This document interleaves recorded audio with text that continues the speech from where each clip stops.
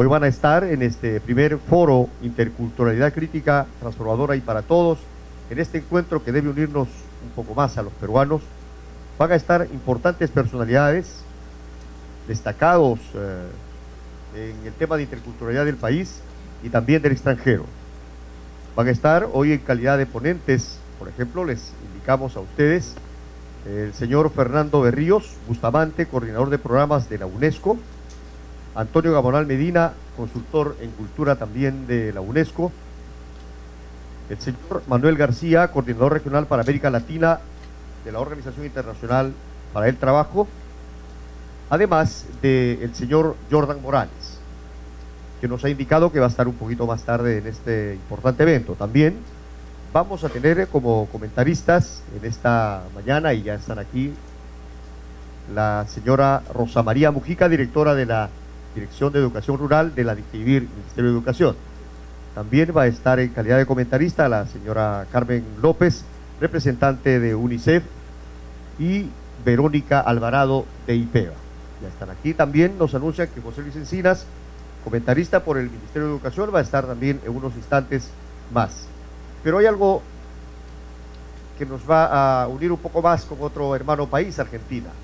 Después del simulacro del sismo vamos a estar enlazados con Argentina, con don Néstor López, representante del Sistema Internacional de Tendencias Educativas en América Latina, CITEAL, con una teleconferencia desde Argentina. Pero además de ello estamos enlazados también con diversas regiones del país, en este caso con Cajamarca, Puno, Huancavelica, Tacna, Arequipa, el departamento de San Martín, Tumbes, Junín, Cusco, Ancas, Pasco, entre otros. Vamos a estar enlazados por el sistema de transmisión directa en línea. Este encuentro nos va a permitir seguir en la brega de construir un país mucho más intercultural, un país de mayores acercamientos. Quiero invitar, antes de comenzar con exposiciones, quiero recibir con un fuerte aplauso a las personalidades que nos acompañan esta mañana aquí en el primer foro Interculturalidad Crítica, Transformadora y para Todos.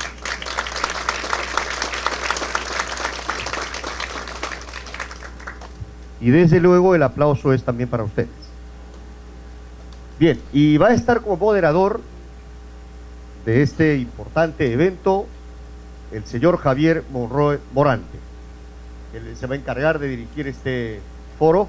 Él es investigador de sociedades rurales andinas en las áreas de ciudadanía intercultural, participación política, además con experiencia en pedagogía sobre interculturalidad. Muy bien, pero dado a que queremos que este país sea, dentro de su diversidad, un país de mayores encuentros, quiero invitar a este atril, a Lenner Guimaraes y a Lidia del hermano Pueblo Shipibo, que ellos son especialistas de la DICEIBIR. Un aplauso para ellos también, que nos acompañan y que van a estar en la conducción del evento.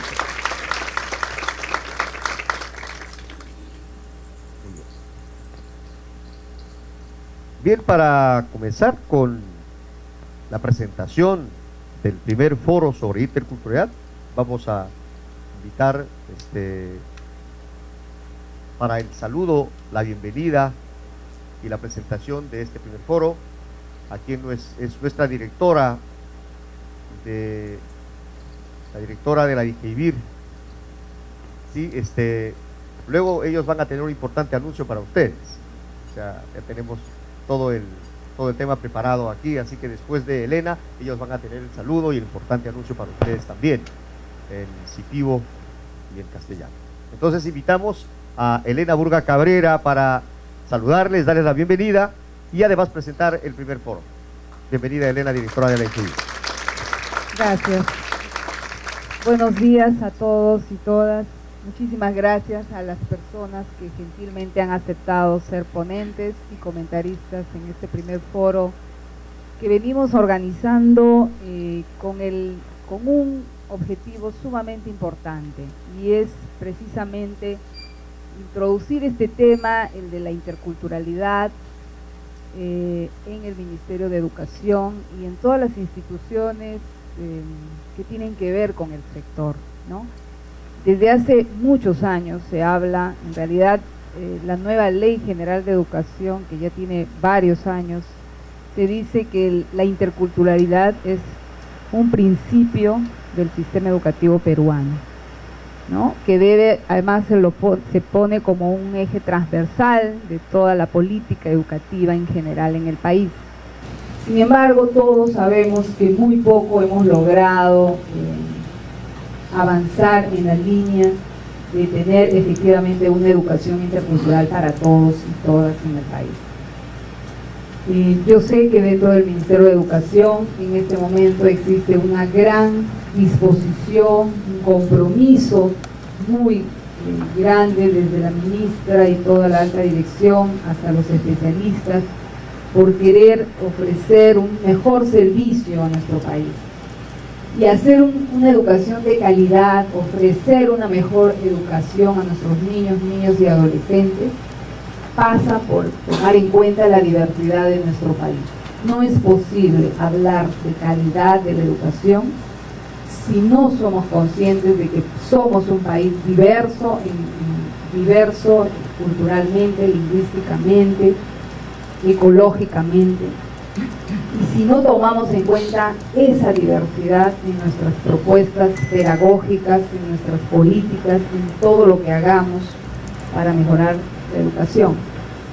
Tenemos nuestro lema, cambiemos la educación, cambiemos todos. Creo que todos estamos sí de acuerdo en que tenemos que hacer un montón de cambios, en que no podemos seguir trabajando y haciendo las cosas como las hemos hecho hasta ahora. Algunas cosas las hemos hecho bien también, y esas hay que seguir haciéndolas bien, pero hay un conjunto de cosas que en todas las instancias de decisiones de gobierno, de decisiones de políticas públicas y en particular de políticas educativas, tanto en el nivel central, regional, local, en todos estos niveles tenemos que hacer un conjunto de cambios.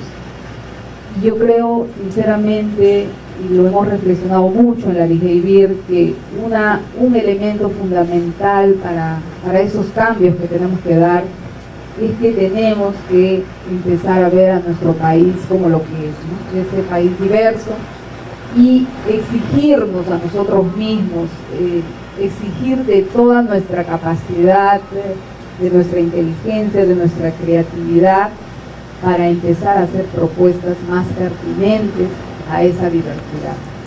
Los resultados de los niños, de la evaluación censal, que a todos cada año nos preocupan, y este año en particular los resultados del 2011, que nos demuestran que la tendencia es a bajar y no a subir, ¿no?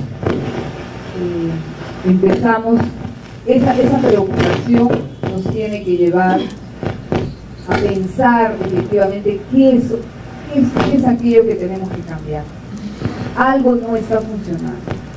A pesar de una serie de medidas que el Ministerio ha tomado, como el programa estratégico de logros de aprendizaje y otras cosas, la dotación de materiales a todas las escuelas, hay un montón de cosas que se están haciendo, se están empleando muchísimos recursos financieros, recursos humanos.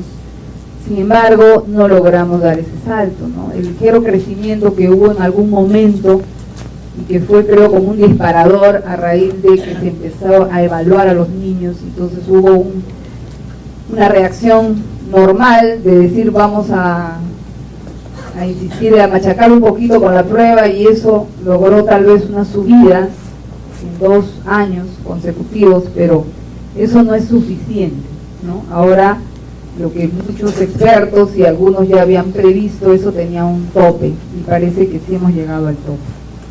Y si no hacemos cambios mucho más profundos en nuestra manera de llegar a las escuelas, en nuestra manera de hacer las propuestas pedagógicas, didácticas, en nuestra manera de diseñar nuestras políticas, vamos a seguir estrellándonos, porque la realidad de nuestro país nos está exigiendo y nos está pidiendo que necesitamos ser más creativos, que necesitamos hacer una educación más pertinente. Este foro sobre interculturalidad, que es un primer foro todavía, queremos que sea un proceso en el cual nos involucramos distintos funcionarios del Ministerio de Educación, creo que nuestra tarea en la DIGEMIR, además de tener que responder a los niños, niñas que hablan una lengua originaria y hacer que la educación que les llegue a ellos sea la mejor y de mejor calidad y pertinente, también tenemos la responsabilidad de hacer que el ministerio en su conjunto y el sistema educativo sean cada vez más interculturales, ¿no? Que este eje transversal, este principio fundamental de la educación, que es la interculturalidad, haga carne en todo el sistema, porque no es suficiente que una dirección solita ahí perdida, un poquito perdida en el ministerio, asuma la responsabilidad de hacer una educación pertinente para un solo sector de la población. Necesitamos que también el resto del país, no solo los niños indígenas, no solo los niños de las zonas rurales, sino que todo el resto del país tenga una educación intercultural, que aprendamos a vernos entre nosotros, que aprendamos a valorar la diversidad y que aprendamos a respetarnos como lo que somos, ¿no? Pero también que aprendamos a reconocernos como sujetos de derechos, porque no solo se trata de decir yo te respeto, que eres diferente, bueno, te acepto como eres.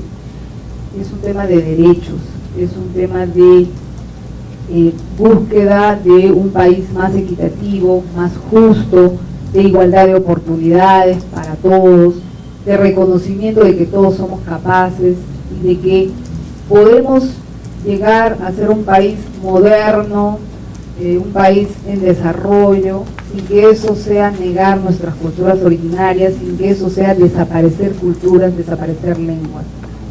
Podemos, y es más, nuestro desarrollo y nuestro progreso en el Perú solo se va a dar cuando esté basado efectivamente en nuestros cimientos culturales, históricos, en la valoración y reconocimiento de nuestras lenguas y de nuestras culturas. Con ese convencimiento es que hemos iniciado y estamos iniciando este proceso, que sabemos que mucha gente en el ministerio, muchos funcionarios y especialistas lo están deseando, quieren tener un espacio. Tal vez por ser el primero va a ser un poco más positivo, digamos, con conferencias magistrales, pero sí van a haber otros espacios de más diálogo, de más intercambio que se están preparando, ¿no? Por ser el primero, queríamos escuchar a ciertas personas que han escrito, que trabajan en entidades muy importantes vinculadas con los derechos de los pueblos, con justamente la educación a nivel mundial, su enfoque intercultural, y por eso creemos que hay que empezar también escuchando lo que ya existe, lo que existe sobre una serie de políticas internacionales, de leyes, de derechos, y a partir de eso empezar a dialogar y debatir un poco más entre nosotros sobre cómo hacer nuestra educación más intercultural. Y bueno, un saludo para todos nuestros amigos, amigas de todo el Perú que nos están escuchando en las regiones, y también a el hermano país de Argentina, con quien vamos a tener un enlace y que agradecemos muchísimo, ya estamos enlazados con ellos y agradecemos muchísimo su participación en este foro. Gracias a ustedes por estar aquí y bueno, esperemos que luego de este encuentro estemos más motivados para seguir con otros eventos de esta naturaleza. Gracias. Bien, ahí estaba Elena Burra Cabrera, capturando este foro y desde luego anunciándoles, y nos acaban de anunciar que ya estamos enlazados con Argentina, así que ya nos están escuchando allí, nos están viendo allí también, y de modo que para ellos también un saludo muy cordial desde el Perú. Bene, Guimaraes. Aku yang begini nung kayo hati matanya no verlo askari nato na buini kama iweo y no nikaka na iwo también nato peruenso y askari Argentina. Nato ya begini matanya yo ikasai askatas no niwa na itia no muskokus ka tanativo na mawaya mananga akoma yang terkupi. Kamera jono mamato yo ye no ashepiko tentikotivo y ahí no kai bukriba ahí dikira nishigo ahí no tanativo kanai. Aku dan dia mengingat kono masuk di Satagi Julio Etiopía. Voy a transmitirle el mensaje del líder Sipibo. Muy buenos días, público presente, participantes al primer foro interculturalidad crítica, transformadora y para todos. Hoy a las 10 vamos a cumplir con un acto cívico, el simulacro del sismo. Para eso tenemos dos puertas al frente, por donde al toque de la sirena tenemos que salir todos de manera ordenada, ¿no? Y nos colocaremos frente al parque cruzando la avenida. Gracias.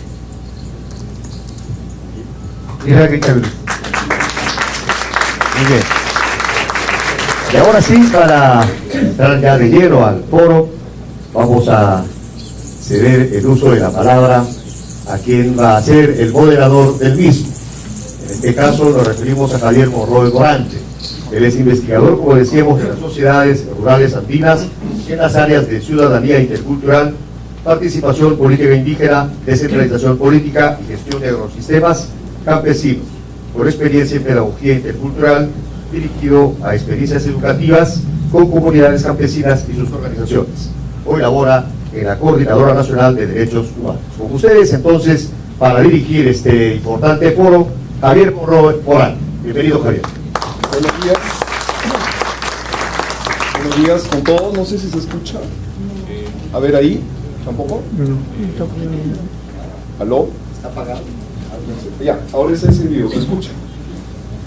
Bueno, entonces, la dinámica que vamos a desarrollar, como sabemos, es primero el desarrollo del panel central del fórum, con los expositores de distintas organizaciones internacionales y también de la Defensoría del Pueblo, que nos acompañan en la mesa que está a nuestra izquierda, o a mi izquierda, a su derecha, y las distinguidas comentaristas, y falta un comentarista, que cada uno de los cuales va a comentar cada una de las ponencias, pero en un segundo momento.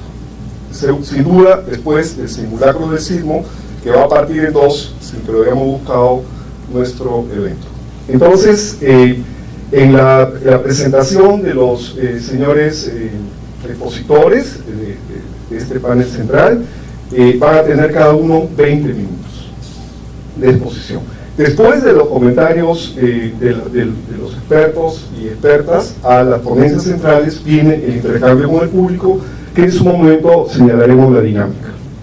Entonces, vamos a dar la participación al representante de UNESCO en el Perú, o sea, al señor Antonio Gamonal Medina, quien es consultor en cultura de la representación del UNESCO en Lima. También lo acompaña para una intervención posterior en el momento de las preguntas el señor coordinador de programas de la representación del UNESCO en el Perú, Fernando Berríos. Pero ahora tenemos la participación de el señor Antonio Gamonal Medina, por 20 minutos.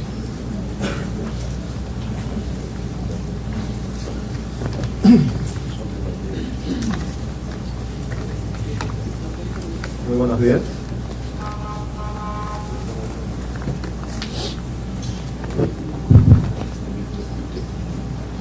Muy buenos días con todos.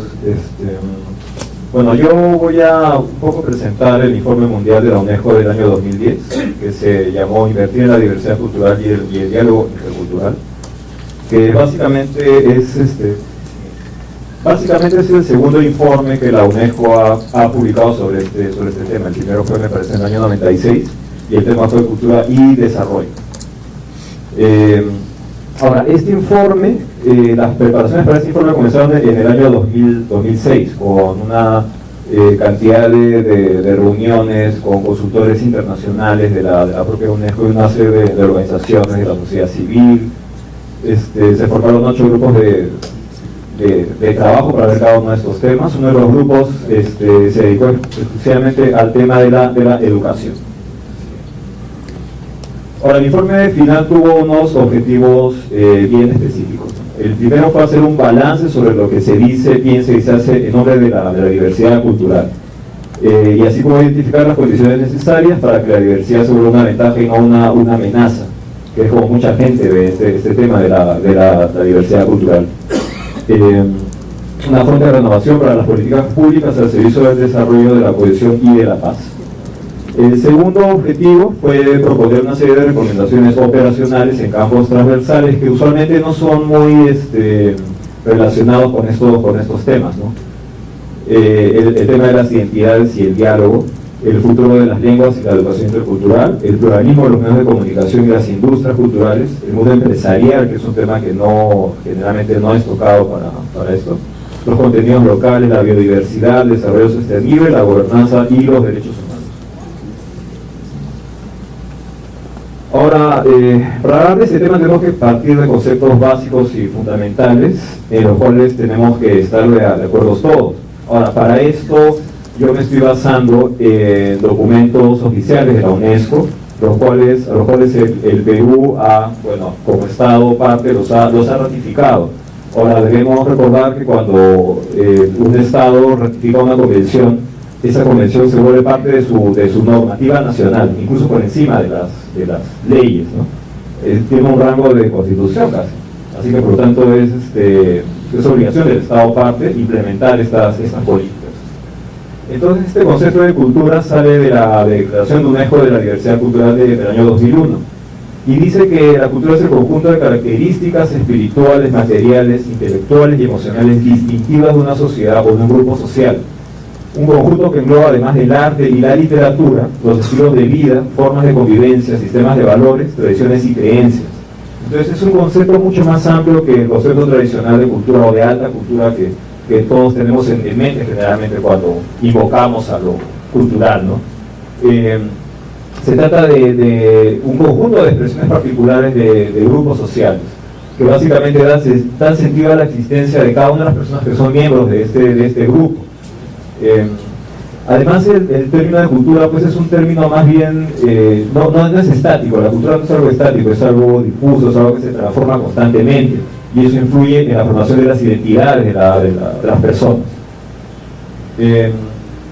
Ahora, por diversidad cultural, y tomando una vez más un documento de la UNESCO, que es la Convención del año 2005 para la promoción de la diversidad de expresiones culturales, es que la diversidad cultural se refiere a la multiplicidad de formas en que se expresan las culturas de los grupos y las sociedades.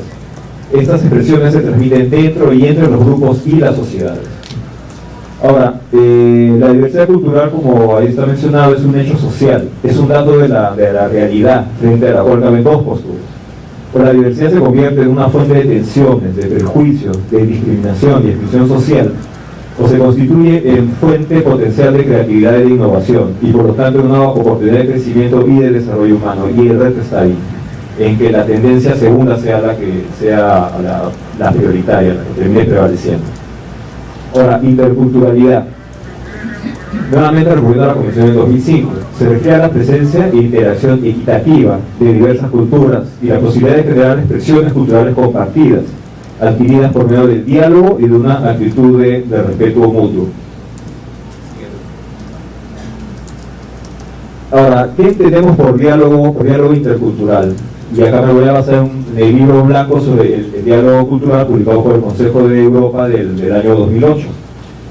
Y este término se refiere a un proceso que abarca el intercambio abierto y respetuoso de opiniones entre personas y grupos con diferentes tradiciones y orígenes étnicos, culturales, religiosos y lingüísticos, en un espíritu de entendimiento y respeto mutuos.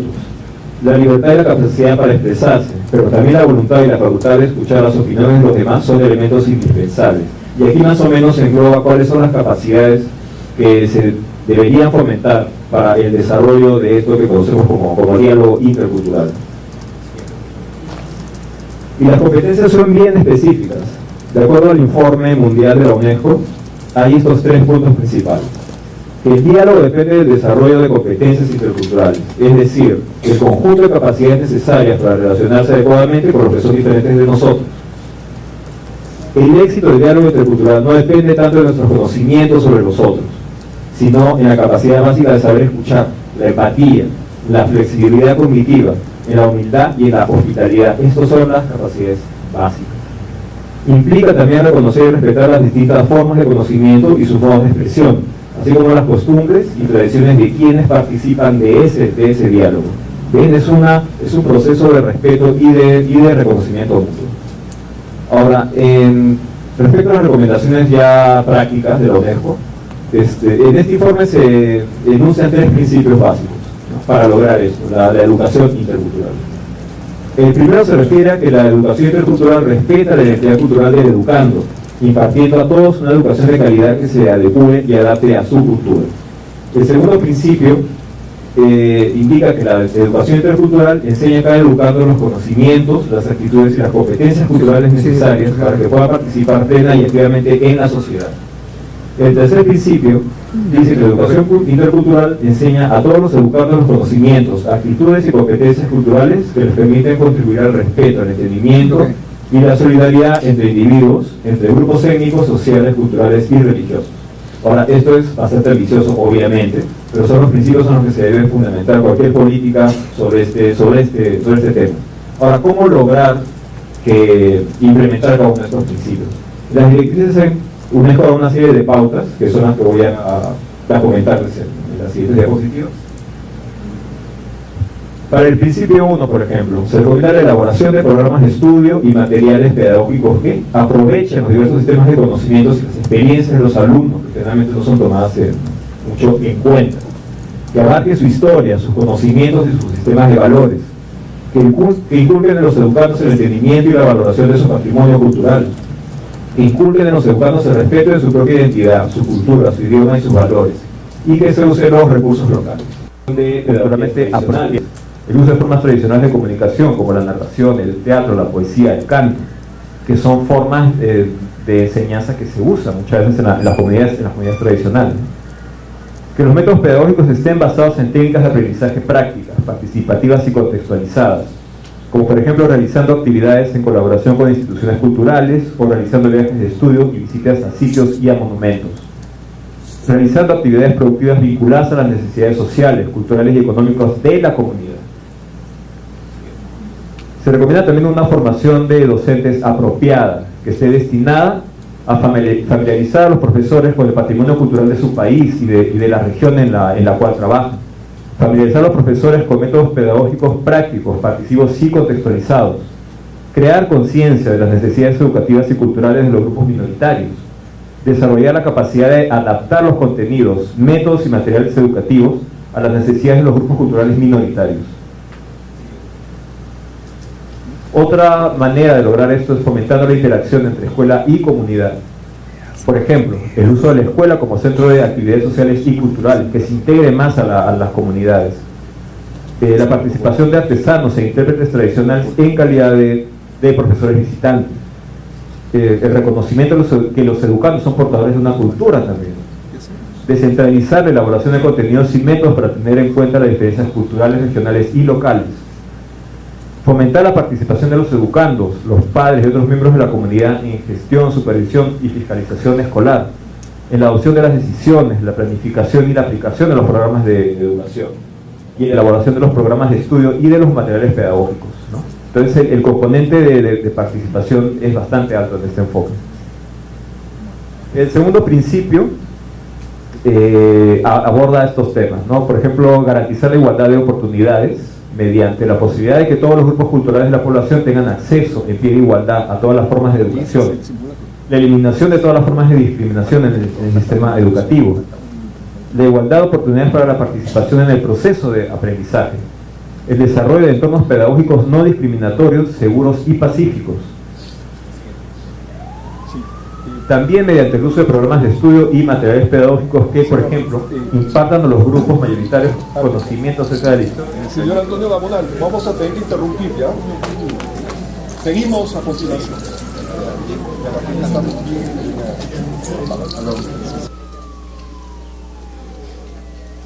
¿No? Bueno, después de este lapsus, siguiendo con la presentación, respecto al principio 2, otra de las maneras como la UNESCO recomienda que se implementen estas políticas es mediante la elaboración de métodos pedagógicos que promuevan la participación activa de los educandos en el proceso educativo, que integren métodos pedagógicos formales y no formales, los modernos con los tradicionales, que se promueva un entorno pedagógico activo. Otro punto sería una enseñanza apropiada de la lengua. se debe reconocer que todos los educandos deben adquirir la capacidad de comunicarse, expresarse, escuchar y dialogar en su lengua materna, en las lenguas oficiales o nacionales de su país y en uno o más idiomas extranjeros. Otra forma sería brindando formación profesional adecuada y permanente que otorga a los docentes una profunda comprensión del paradigma intercultural en la educación y su importancia en la transformación de la práctica cotidiana en las escuelas, en las aulas y en las comunidades. Una conciencia crítica del papel de la educación que debe desempeñar en la lucha contra el racismo y la discriminación. Un enfoque pedagógico basado en los derechos humanos. Las competencias adecuadas para diseñar, aplicar y evaluar programas escolares en el nivel local, basados en las necesidades y aspiraciones de los educandos y en las comunidades a las que pertenecen. Un buen conocimiento de métodos y técnicas de observación, escucha y comunicación intercultural. El tercer principio se refiere a contribuir al respeto, el entendimiento y la solidaridad entre grupos e individuos. ¿Y cómo se puede lograr esto? Una manera sería mediante la elaboración de programas de estudios que contribuyan al descubrimiento del valor positivo de la diversidad cultural y el respeto del patrimonio cultural. El desarrollo de una conciencia crítica sobre la lucha contra el racismo y la discriminación. Otorgar conocimientos acerca del patrimonio cultural mediante la enseñanza de la historia, la geografía, la literatura, las lenguas y las disciplinas artísticas y estéticas, así como temas científicos y tecnológicos. Ahora, en este punto, pues, nosotros sabemos que esos temas generalmente han sido dejados un poco de lado en la currícula, pero la UNESCO hace hincapié en que los temas de humanidades son muy importantes en este enfoque. Crear conciencia no solo de los derechos, sino también de los deberes mutuos que tienen los individuos, los grupos sociales y las naciones. Otra manera es desarrollando métodos pedagógicos adecuados que traten los patrimonios, experiencias y contribuciones de los diferentes grupos étnicos con la misma dignidad, integridad e importancia. Enseñar en un contexto igualitario, que correspondan a los valores que se enseñan, que se incluyan proyectos interdisciplinarios. Otra manera es mediante la enseñanza y el aprendizaje de idiomas extranjeros y el fortalecimiento del componente cultural en el aprendizaje de los idiomas. Mediante una formación profesional adecuada y permanente a los docentes, y acá vemos nuevamente que en cada uno de los principios se hace hincapié específicamente a la formación de los docentes. El docente fomentando la conciencia del valor positivo de la diversidad cultural y el derecho a la persona a ser diferente, desarrollando la conciencia crítica sobre el papel que las comunidades locales y los sistemas de conocimientos, lenguas y prácticas sociales desempeñan en el proceso de aprendizaje y en la construcción de la persona. Conocer la historia de la civilización y la antropología, para facilitar una mejor comprensión y capacidad de transmitir la idea de la naturaleza plural, dinámica, relativa y complementaria de las culturas. Y finalmente, adquiriendo competencias sociales y de apertura intelectual, que facilite la promoción permanente de la participación social activa en la gestión de las escuelas y en la concepción, la aplicación y evaluación de proyectos y programas escolares, propiciando la apertura intelectual y la capacidad de interesar a los educandos en el aprendizaje y la comprensión de los demás, adquiriendo técnicas de observación, de escucha con empatía y de comunicación intercultural. Entonces, esto ha sido un resumen de las directrices que da la UNESCO respecto a este tema de la educación intercultural. El informe completo y el resumen, bueno, el informe completo tiene como 500 páginas y el tema de educación es uno de los ejes solamente.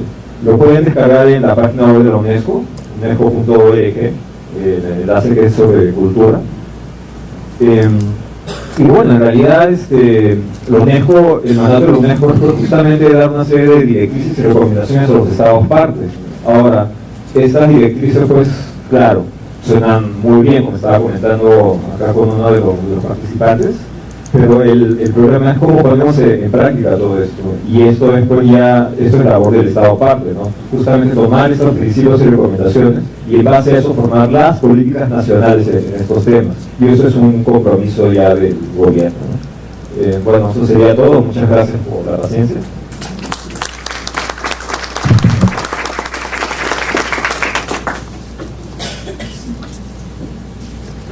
Agradecemos al señor Antonio Gamonal. Agradecemos al señor Antonio Gamonal. ¿No se escucha, no? Ahora ahí sí, ¿no?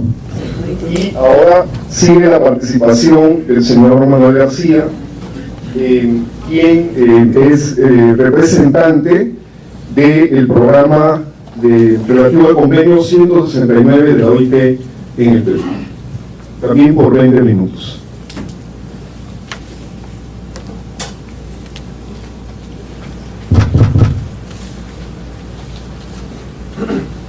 ¿Tiene el micro?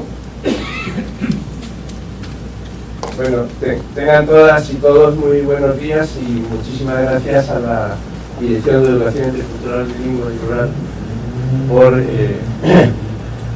hacer posible y proponernos participar en este espacio. Vamos a dedicar estos 20 minutos siguientes al tema del convenio 169 de la OIT y el marco de derechos que el convenio consagra, pero después de una brevísima referencia a algunos conceptos generales, vamos a centrarnos en aquellos artículos del convenio donde se desarrollan específicamente los derechos a la educación, porque me parece que es importante para todas las personas que están acá y para el Ministerio tener la posibilidad de manejarse en ese marco de derechos que, al ser derechos para los pueblos, implica obligaciones para el Estado.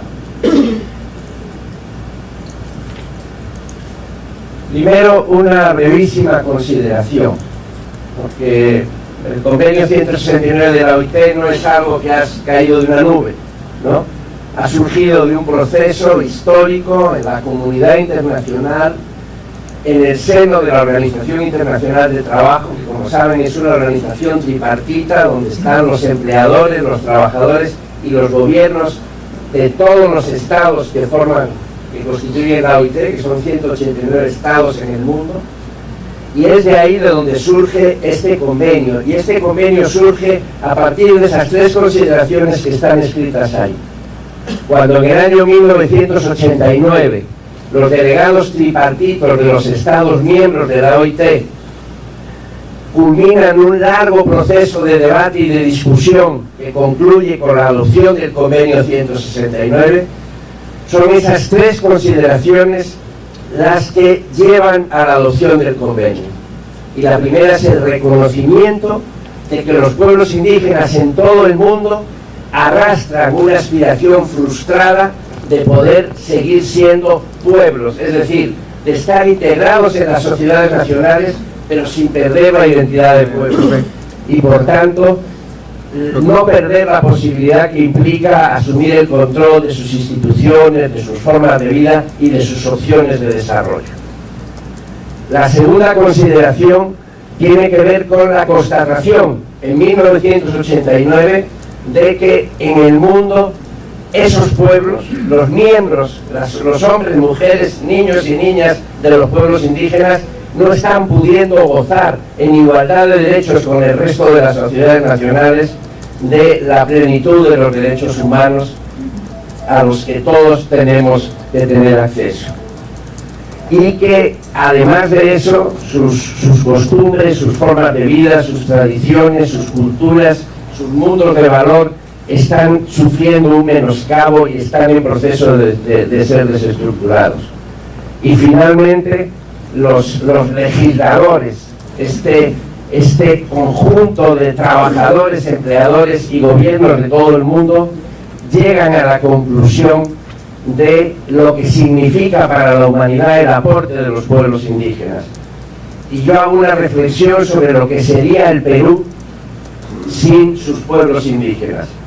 La base de datos que recientemente ha formalizado el Ministerio de Cultura, inicialmente para efectos de la aplicación de la ley de consulta, nos muestra que en el Perú hay 52 pueblos indígenas, 48 en la Amazonía, 4 en el mundo andino y en el altiplano, que son 17 familias lingüísticas las que permiten la comunicación de esos pueblos.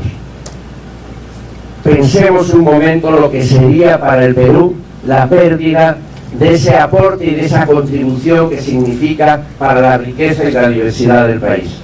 Es a partir de estas constataciones, Es a partir de estas constataciones que se establece el convenio 169 de la OIT, y que, como tenemos muy poco tiempo, yo quisiera resumir su política general, su filosofía general, en esos 4 enunciados que están ahí. Tengan en cuenta que de los 44 artículos que tiene el convenio 169, donde están las disposiciones que crean el marco de derechos, los 7 primeros concentran la filosofía, los principios básicos, los principios rectores del convenio. Y a partir del artículo 8º ya se desarrollan los derechos específicos en el ámbito de la justicia, de las tierras y el territorio, del empleo y la seguridad social, de la educación, de la salud, de la comunicación. Y entonces, estas 4 afirmaciones resumen de alguna manera el núcleo principal de lo que es el convenio. La primera es el derecho de los pueblos indígenas a gozar plenamente de los derechos humanos y libertades fundamentales sin obstáculos ni discriminación. Eso no es una concesión graciosa, eso es un derecho. Y ese derecho implica, por parte de los gobiernos, que deberán adoptarse las medidas especiales que sean necesarias, dice el convenio, para salvaguarda de los pueblos, de sus identidades, de sus culturas, para proteger su identidad, para proteger su existencia como pueblos. Y el convenio añade en el artículo 4º, que es donde se desarrolla este concepto, que esas medidas que los gobiernos tomen no deben ser contrarias a los deseos expresados libremente por los pueblos. El tercer concepto principal del convenio, que tiene que ver con el marco de derechos sustantivos de los pueblos, es que deberán reconocerse y protegerse los valores y prácticas sociales, culturales, religiosas, espirituales, y respetarse la integridad de sus prácticas e instituciones. Es decir, junto al derecho a gozar de los derechos humanos en igualdad con el resto de la sociedad, el derecho a mantener identidad, cultura, valores y prácticas. Y finalmente, el derecho a decidir su propia opción de desarrollo, sus propias prioridades en lo que atañe al proceso de desarrollo. En este marco se desarrolla el convenio 169, que después de enunciar quiénes son los sujetos de estos derechos, es decir, quiénes son los pueblos indígenas, antes de enunciar cuáles son los derechos que les amparan, señala y recalca la obligación de los estados de desarrollar una acción sistemática y coordinada que garantice el respeto de la integridad de los pueblos y que proteja sus derechos. Nos vamos a mover en este marco, en el marco de un convenio que hace titulares de derechos a unos pueblos y que en ese mismo acto convierte a los gobiernos, a los estados, en garantes de la protección de esos derechos. Y a partir de ahí vamos a desarrollar específicamente los artículos del convenio en los que se trabaja el tema, pasa a la siguiente por favor, en los que se trabaja el tema de la educación. Hay 3 artículos que tienen que ver con la formación profesional, del artículo 21 al artículo 23. Y el primero hace una afirmación general, de carácter general. Ojo, todo lo que vean ustedes escrito a partir de ahora no son buenos deseos, no son enunciados teóricos, no son marcos conceptuales, son derechos que los pueblos indígenas tienen en el marco de este convenio, que no es un convenio internacional que está ahí colgado de algún organismo. Es un convenio que Perú ratificó en el año 94, que entró en vigencia en febrero del 95, con rango constitucional porque es un convenio de derechos humanos, y que Perú va desarrollando poco a poco legislativamente, recientemente a través de la ley de consulta, en los últimos años a través de sentencias de la Corte Constitucional, del Tribunal Constitucional. Y entonces, todo lo que vamos a ver aquí a continuación, los 3 artículos sobre el derecho a la formación profesional y los 6 artículos sobre derecho a la educación, son derechos. Y por tanto, yo les pido que mientras los enunciamos, ustedes hagan una reflexión interna de qué está pasando con eso en la situación real. ¿Qué está pasando frente a la situación de educación de esos 4.100.000 aproximadamente de personas del Perú que pertenecen a esos 52 pueblos indígenas que están oficialmente consignados en la base de datos de pueblos indígenas del Perú? La primera afirmación es que los miembros de los pueblos indígenas deberán disponer de medios de formación profesional al menos iguales al resto de los ciudadanos y ciudadanas de la sociedad. Esa es la primera afirmación. Fíjense que el convenio 169, que es un convenio de derecho específico de los pueblos indígenas, es al mismo tiempo un convenio de obligaciones para los estados, porque la única manera de que los pueblos ejerzan sus derechos es que el Estado sea garante y los tutele y desarrolle esa acción sistemática y coordinada para proteger esos derechos y la integridad de los pueblos. Y entonces, a lo largo de todo el convenio van a encontrar un juego permanente de derechos y obligaciones. Y entonces, a partir de ese derecho de que gocen en pie de igualdad de la misma calidad de formación profesional que el resto y de las mismas oportunidades, el artículo 21 señala 3 obligaciones. La primera, medidas efectivas para promover la participación voluntaria, espontánea, porque están motivados para ello, porque ven el valor de uso que tiene de los miembros de los pueblos indígenas en los programas de formación profesional de aplicación general. Creo que sería bueno dar una mirada al interior de los procesos de educación técnica y formación profesional que se gestionan en el país y encontrar qué está pasando con la presencia y la participación de niños, niñas, adolescentes y jóvenes indígenas en esos procesos. La segunda obligación es la creación de programas especiales adecuados a las necesidades específicas de los pueblos indígenas y basados en su cultura y en sus necesidades. Dice el convenio, cuando desarrolla este punto, dice: en caso de que esos programas generales no sean funcionales para los pueblos indígenas, necesario crear programas especiales adecuados a ellos. Y da un paso más adelante el convenio y señala la obligación de ir procediendo a una transferencia progresiva de la responsabilidad de funcionamiento de esos programas. La siguiente, por favor. No, te has pasado. A ver. Sí, está bien, sigue. Y a partir de ahí, la tercera consideración que se consigna en materia de formación profesional y que tiene que ver con las prácticas y los sistemas y la gestión de los sistemas de economía de subsistencia. Y lo que señala el convenio es que los gobiernos deberán velar porque se protejan y fomenten la artesanía, las industrias rurales y comunitarias, las actividades tradicionales relacionadas con su economía, se menciona la caza, la pesca, la recolección, con su economía de subsistencia, en tanto son factores de mantenimiento de la cultura y de autosuficiencia y desarrollo económico. Y continúa el artículo señalando la necesidad, cuando los pueblos lo requieran y lo planteen, de poder dar asistencia técnica, apoyo financiero, para que esos procesos se desarrollen y se promuevan y se expandan, ¿no? Esas son las 3 consideraciones en relación a la formación profesional.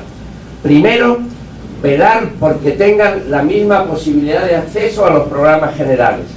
Segundo, ahí donde esos programas generales no atienden la especificidad de la necesidad o no son culturalmente apropiados, desarrollar programas específicos con ellos y ir avanzando en que ellos se involucren en la gestión, digamos, de esos programas. Damos un salto y pasamos a la sección del convenio en que se trata específicamente el derecho a la educación. y ahí se desarrollan seis artículos que están fijando el marco de derechos y obligaciones en materia de educación. Fíjense, insisto, esto no es un documento producto de una elaboración teórica. Esto es una norma de obligado cumplimiento. Esto es un derecho y es una obligación. Y el primer enunciado, que es un enunciado de carácter general, recalca la necesidad de adoptarse por parte del gobierno, por parte de los entes públicos, medidas para garantizar a los miembros de los pueblos indígenas la posibilidad de adquirir una educación a todos los niveles, al menos en pie de igualdad. Fíjense que de la misma manera que el convenio, a todo lo largo del convenio se trasunta esta relación permanente de derechos y obligaciones, derechos de los pueblos, obligaciones de tutelar de los estados. De la misma manera que a lo largo de todo el convenio permanentemente esa relación de derechos y obligaciones se construye a partir de la participación, de la consulta, de la cooperación entre los gobiernos y los pueblos.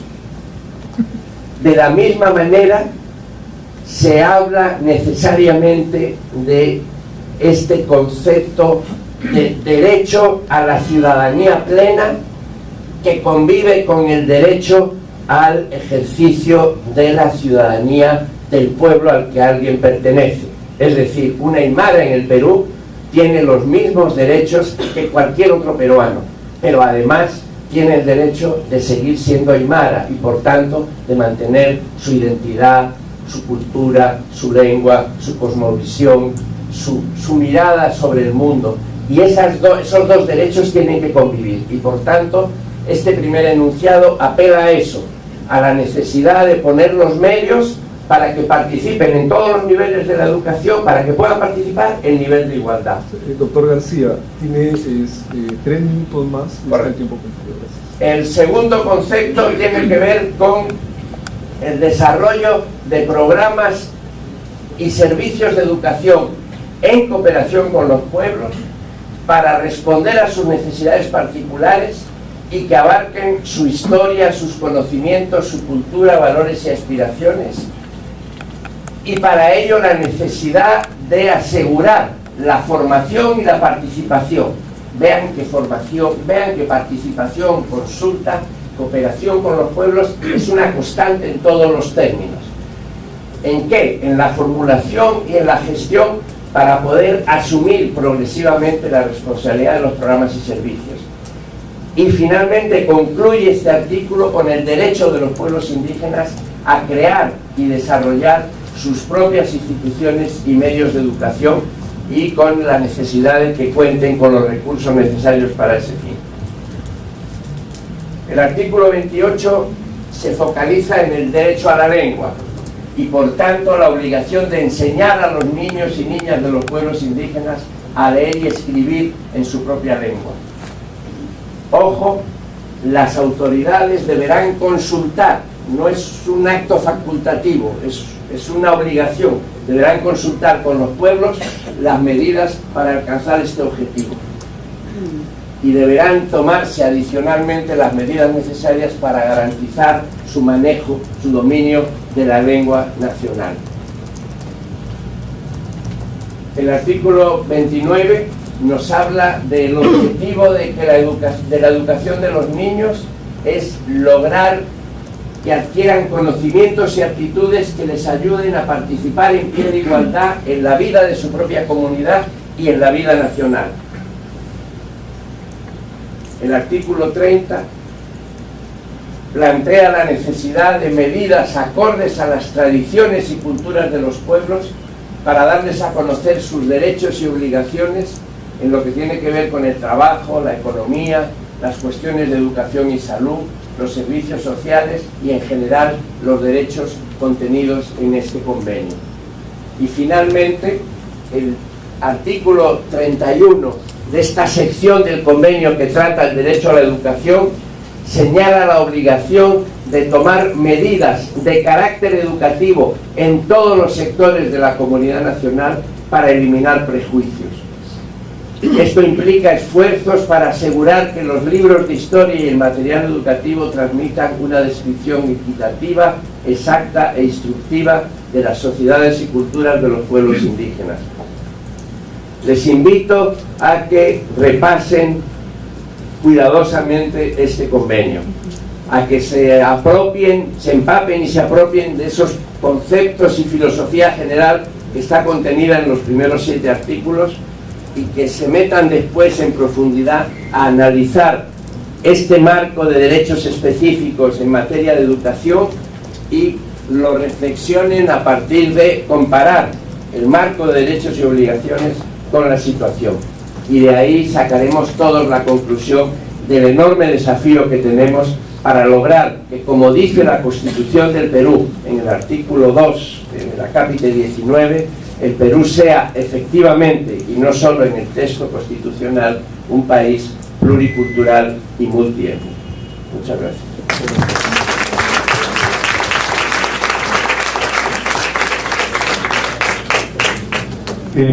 Agradecemos a la participación del doctor García. Las participaciones están dejando encargos, no solo para los comentaristas, sino para la participación de todos en su momento.